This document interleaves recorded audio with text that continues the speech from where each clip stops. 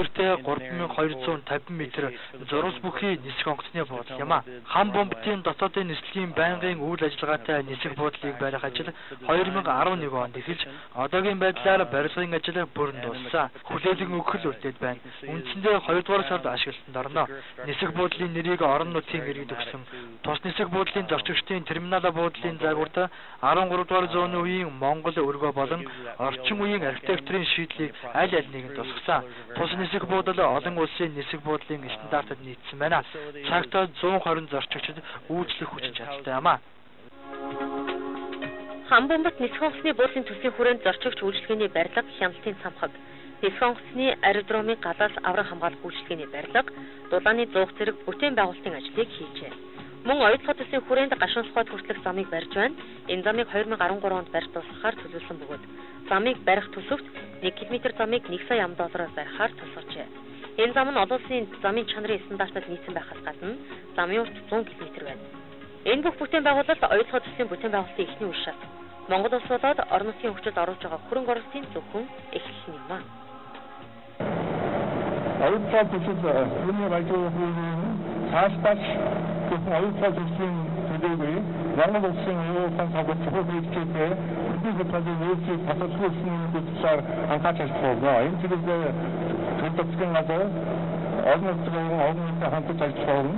Энэ чиглэлийн нэг нь нэгдсэн сургуулийн салбар болоод энэ салбарт одоо компани 5 жил 146 сая $100 засаж эхлэх байна.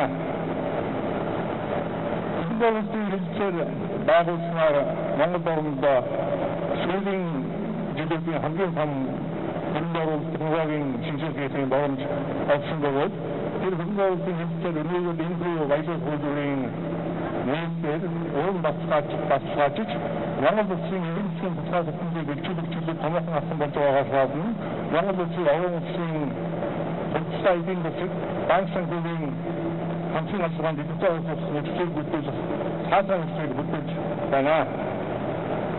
Цаашид Европ улаан, Казахстан, шинэ хамгаалалтыг тусгай бүтээх шилжүүлэлт болсон орон нөхцөл чухалчлалт манай хамт олон хангалтын чанарын бүтээжүүлэх болно. Эдгээр нь нөхцөл том бүтээн байгуулалтын амралтын ажил юм а. Бүчээр гараад ирээд хэрэгцээг манай хамт олон амжилттай даван туулах гэхдээ итгэж байгаа болно. Өнөөдөр хүртэл оюу толгой хөрөнгө оруулагчид зөвхөн хөрөнгө оруулалтад оролцсоор ирлээ шүү дээ.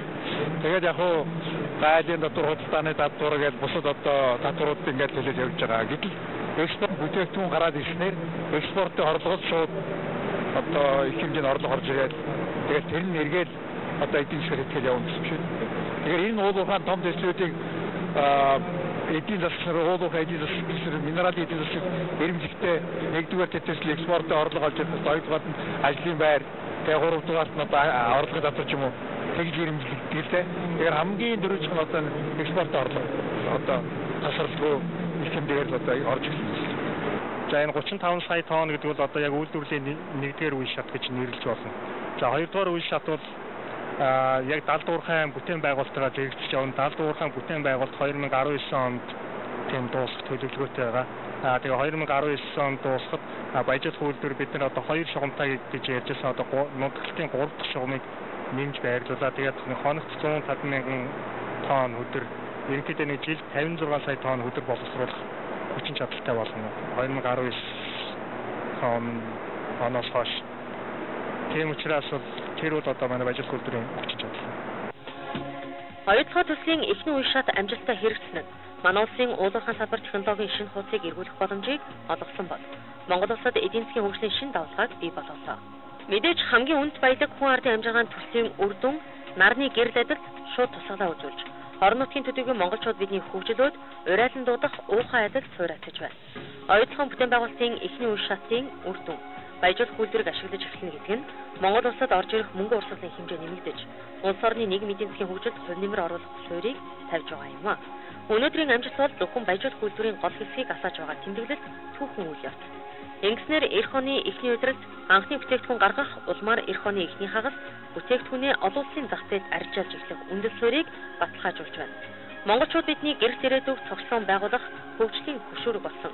Ойлгохоо төсөл цаашид дэлхийн зэрэглэлийн зэсийн аюулгүй тогтвортой бизнесийг хөгжүүлэх зорилготой нэг алхам ойртлоо.